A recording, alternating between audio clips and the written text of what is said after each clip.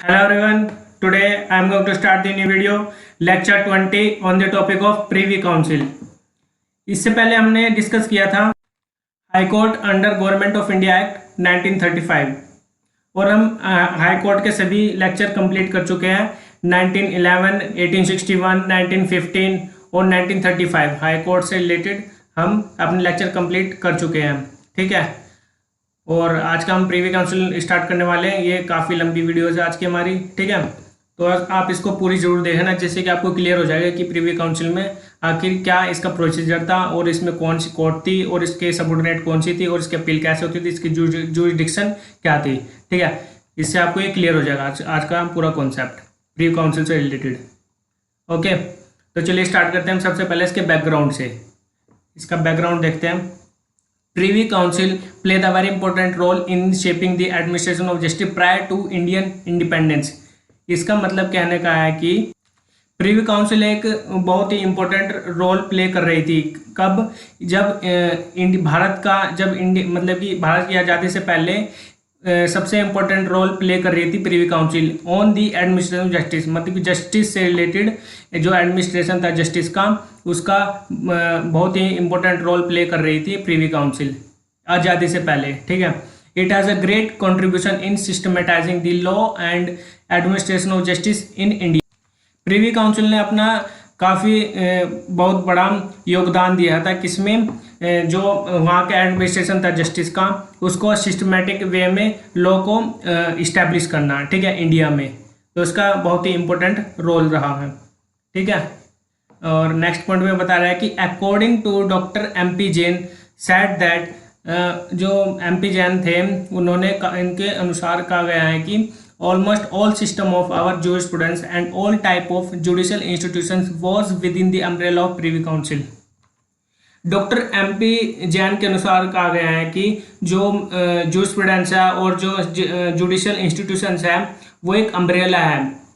Umbrella मतलब किसके under में है? ये प्रीवी काउंसिल के अंडर में है। ठीक है, ये मतलब कि एक अम्ब्रेला के टाइप में इसको इस्टेब्लिश किया गया था। मतलब कि अम्ब्रेला टाइप में था इंडियन जो इंडिपेंडेंस थी उससे पहले, प्रायर टू इंडियन इंडिपेंडेंस। ठीक है, every kind of dispute was to be adjudicated by the Privi Council. जितने भी काइंड के डिस्प्यूट थे उनको एडजुडिकेट करता था प्रीवी काउंसिल। ठीक है, बाय द प्रीवी काउंसिल ही होता था। Because it's jurisdiction area covered almost 1/5 of the human population in the world. क्योंकि जो प्रीवी काउंसिल थी उसका जो जुरिडिक्शन एरिया था इन द वर्ल्ड वो 1/5, ठीक है, मतलब कि 5वां हिस्सा था जो पॉपुलेशन का था वर्ल्ड में, उसको कवर करती थी। ये इसी के जुरिडिक्शन में था। इस वजह से प्रीवी काउंसिल काफ़ी वेरी इंपॉर्टेंट रोल प्ले कर रही थी। ठीक है, तो ये हमारा इसका बैकग्राउंड आपको समझ में आ गया होगा। ठीक है, इसको आप रीड कर लेना और हमारे सभी लेक्चर्स जितने भी बनाए जा रहे हैं उन सभी के स्क्रीनशॉट जरूर लेना जिससे कि आपके पास नोट्स अवेलेबल रहे। ठीक है, और आप इस साथ में जब भी आप वीडियो देखने के बाद हमारे सभी जो नेट नोट्स मैं आपको प्रोवाइड कर रहा हूँ इस वक्त, इसके स्क्रीनशॉट लेकर आप उसको रीड जरूर कीजिएगा। ठीक है, तो अब हम आगे बढ़ते हैं। इसके nature and extent of the Privi council jurisdiction. तो इसका नेचर क्या था, इसकी सीमा क्या थी। ठीक है, इसके जुरिडिक्शन में के बारे में हम डिस्कस करेंगे प्रीवी काउंसिल में। तो सबसे पहले हम इसके केस को देख लेते हैं। इसके केस में क्या कहा गया है। केस का नाम है हल वर्सेस मकेना। ठीक है, इसको आप अच्छे से पढ़ लेना। इसमें क्या है उसको मैं बता देता हूँ। In this case privy council observed we are not minister in any real sense, we are committee of privy councillors. जो प्रीवी काउंसिल थी, प्रीवी काउंसिल ने ऑब्जर्व किया था कि और उन्होंने कहा भी था कि हम कोई मिनिस्टर नहीं है, हम रियल सेंस में कोई मिनिस्टर नहीं है, हम एक कमेटी है जो काउंसिलर्स में होती है। ठीक है, हम एक कमेटी है काउंसिल की जो प्रीवी काउंसिल थी। ठीक है, हम उसकी कमेटी के मेंबर हैं who are acting in the capacity of जजेस giving advice to his majesty but only in judicial spirit. और इन्होंने प्रीवी काउंसिल ने ऑब्जर्व किया था कि हम एज अ जजेस कैपेसिटी के तौर पर हम एक्ट करते हैं। ठीक है, और मतलब कि एडवाइस करते हैं किसको, मैजेस्टी को, जो क्राउन थी उसको, जो अपनी सुप्रीम अथॉरिटी थी उसको हम ऑथोराइज मतलब कि एडवाइस करते हैं उनको। ठीक है, और only in spirit judicial spirit, only with in the मतलब कि उनकी जुडिक्शन थी ओनली जुडिशियल स्पिरिट। ठीक है, वहीं तक उनकी सीमा थी। तो ये आपको क्लियर हो गया केस के बारे में। तो इसका एक और पॉइंट आगे जिसको भी देख लेते हैं। Thus it would be seen that the Privy Council was the last court और apex court of appeal for colonies and dominions.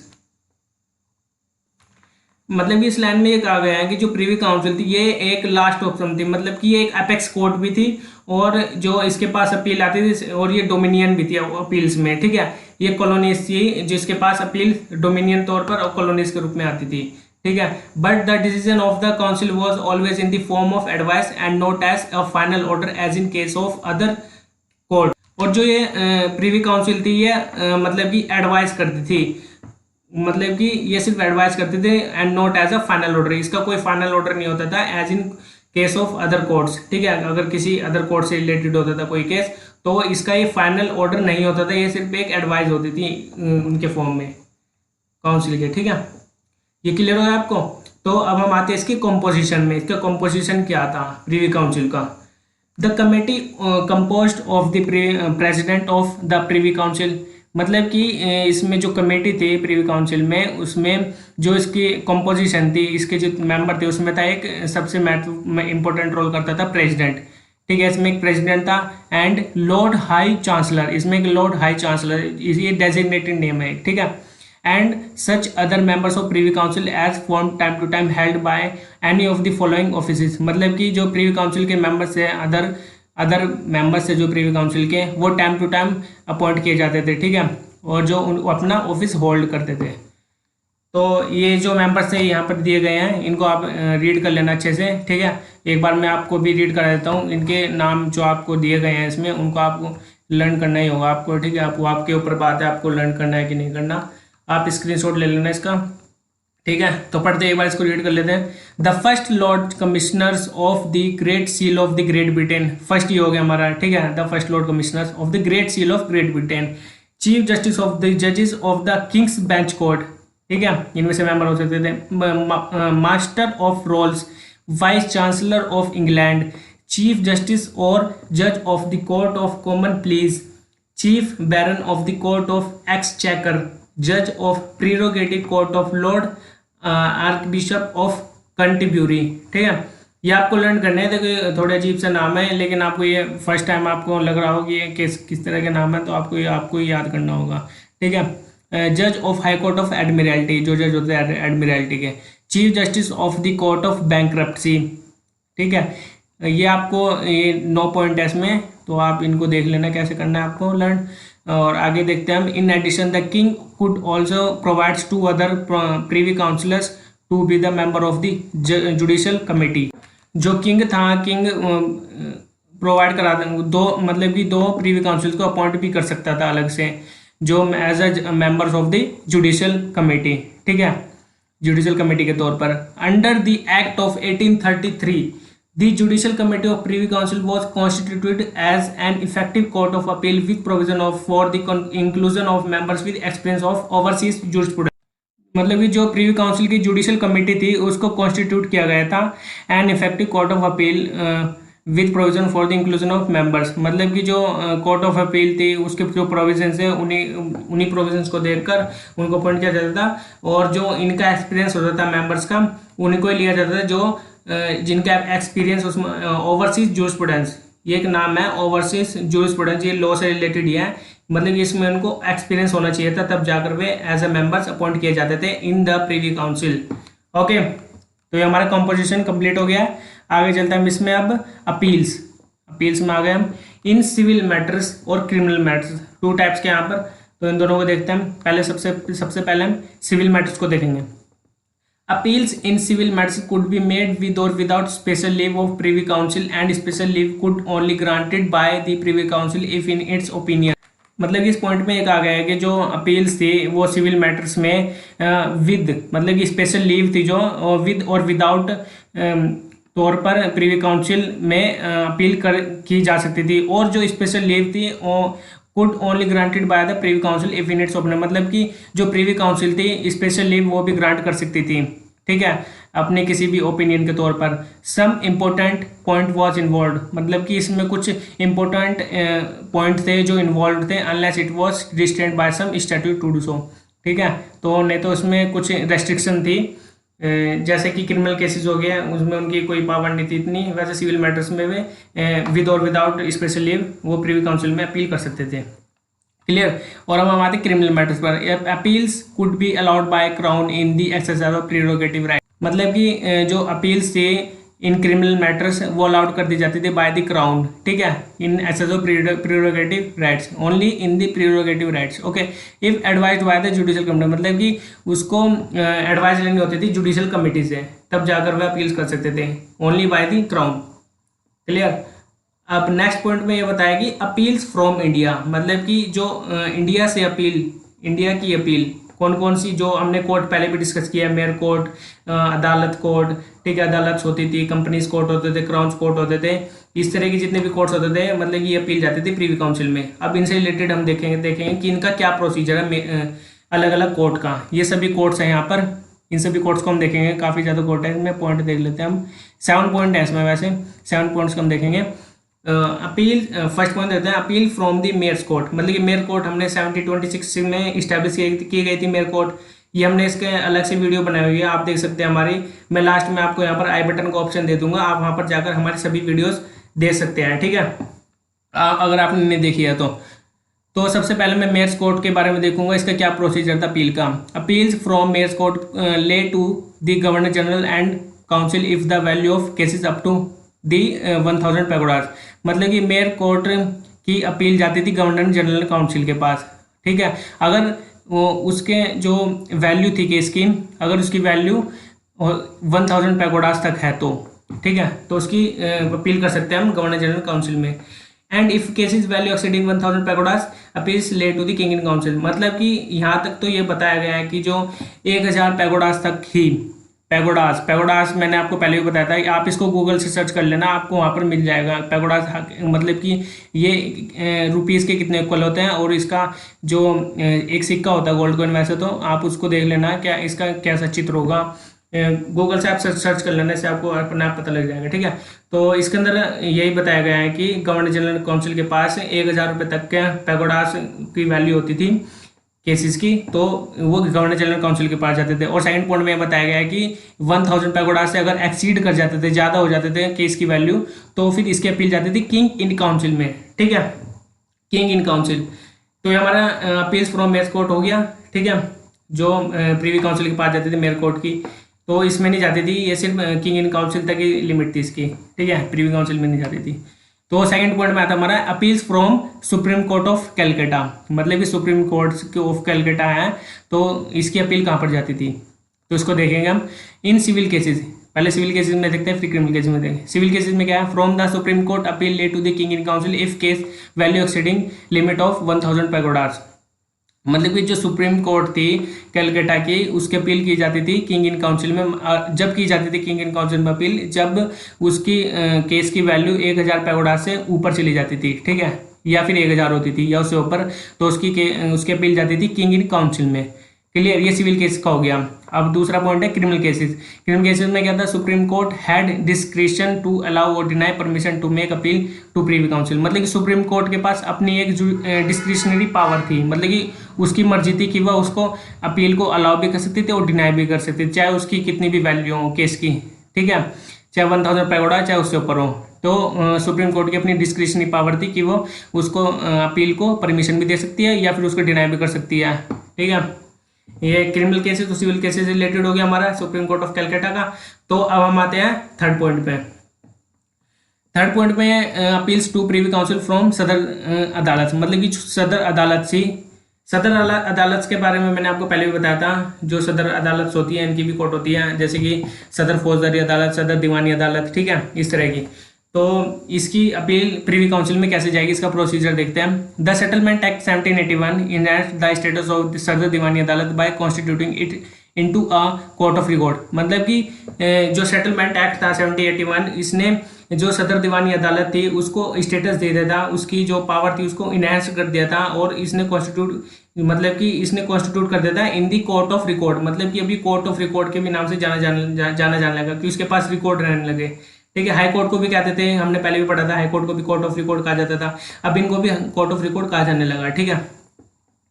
और इसका सेकंड पॉइंट में इसमें क्या गया है, it could appeal to king in councils in matters exceeding the values of 5000 पैगोडाज।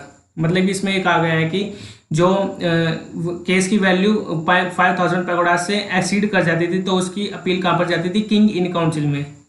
इसमें ये कहा गया है, ठीक है, किंग इन काउंसिल में जाती थी 5000 पैगोडाज से एक्सीड होने पर। तो मैं आपको ये सभी जितने भी यहाँ पर मैं आपको अपील्स बता रहा हूँ ये सभी बता रहा हूँ मैं, ठीक है, सभी अपील्स हमारी कंप्लीट हो जाएगी आज ही। अपील्स फ्रॉम सदर अदालत ऑफ मद्रास एंड बॉम्बे, मतलब कि जो अपील्स थी सदर ऑफ अदालत की मद्रास की और बॉम्बे में जो सदर अदालत थी उनकी अपील जाती थी कहाँ पर, प्रीवी काउंसिल में। तो इसका प्रोसीजर क्या है इसको भी देख लेते हैं और कहाँ पर जाती थी, कहाँ कहाँ पर इसकी अपील जाती थी, ठीक है। Sadar Diwani Adalat at Madras was established in 1802। जो सदर दीवानी अदालत थी वो मद्रास में 1802 में इस्टेब्लिश की गई थी। It could lay it appeal to Sadar Diwani Adalat at Calcutta for cases of 45,000 exceeding, ठीक है। तो इसमें कहा गया है कि सदर दीवानी अदालत को मद्रास में इस्टेब्लिश किया गया था 1802 में, और जो इसकी अपील थी वो सदर दीवानी अदालत एट कैलकाटा, जो कलकत्ता में जो सदर दीवानी अदालत थी ना उसके पास इसकी अपील जाती थी, मद्रास वाले की सदर दीवानी अदालत मद्रास की इसकी अपील जाती थी सदर दीवानी अदालत एट कलकत्ता में। जो अगर जब जाती थी जब इसकी केस की वैल्यू 45,000 रुपीज़ एक्सीडिंग कर जाती थी, ठीक है। रुपीज़ बताया यहाँ पर पैगोडास या यूरोस का यहाँ पर यूज़ नहीं हुआ है, यहाँ पर सिर्फ 45,000 रुपीज़ एक्सीड हो जाती थी तब जाकर इसकी अपील जाती थी कहाँ पर, सदर दीवानी अदालत एट कलकत्ता में। क्लियर। तो इसका सेकंड पॉइंट बताता है, but after 1818 it appeals could be taken to the Privi council in cases of even with in the value of 5,000 euro. लेकिन 1818 के बाद जो इसकी अपील थी सदर दीवानी अदालत की, इसकी अपील कहाँ पर जाने लगी, प्रीवी काउंसिल में।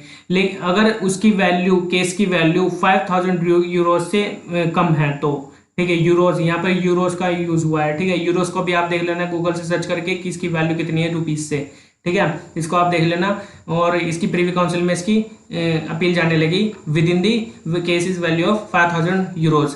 क्लियर। तो हमारा सदर अदालत ऑफ मद्रास एंड बॉम्बे की अपील्स भी हो गई, ठीक है, किस तरह से इसका प्रोसीजर था।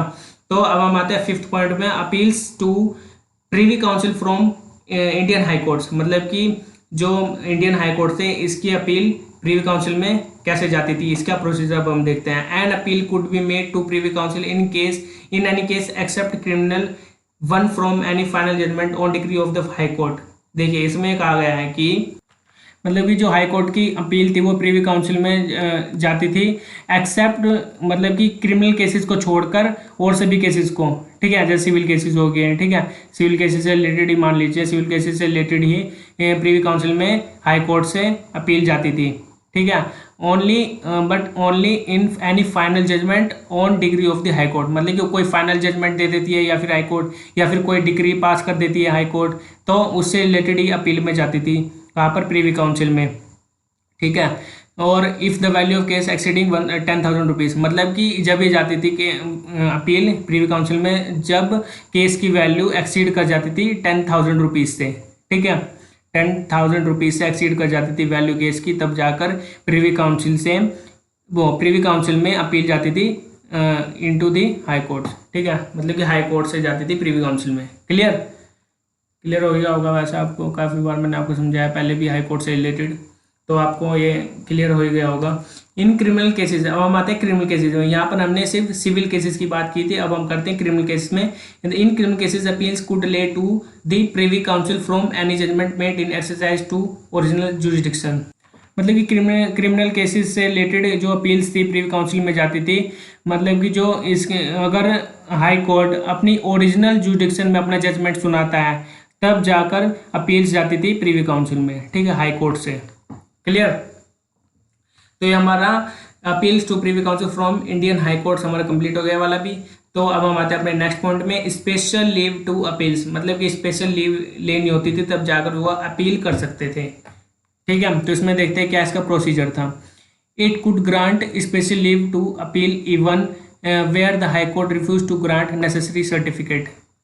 तो इसमें ये कहा गया है कि इसमें स्पेशल लीव ग्रांट की जरूरत थी ताकि अपील कर सके, जब जब कर सके, अगर हाई कोर्ट रिफ्यूज़ कर देती है ग्रांट करने से, मतलब कि रिफ्यूज़ कर देती है ग्रांट करने से क्या, सर्टिफिकेट, मतलब कि सर्टिफिकेट नहीं देती है कोई अपील जाने के लिए हाई कोर्ट, तो वह स्पेशल लीव ले सकती है अपील में जाने के लिए, ग्रांट कराने के लिए। ठीक है, special leave could be granted in civil as well as criminal cases, मतलब कि स्पेशल लीव ग्रांट की जाती थी सिविल और क्रिमिनल केसेस से रिलेटेड। ठीक है, दोनों में स्पेशल लीव ली जा सकती थी, ग्रांट की जा सकती थी फॉर दी अपील्स।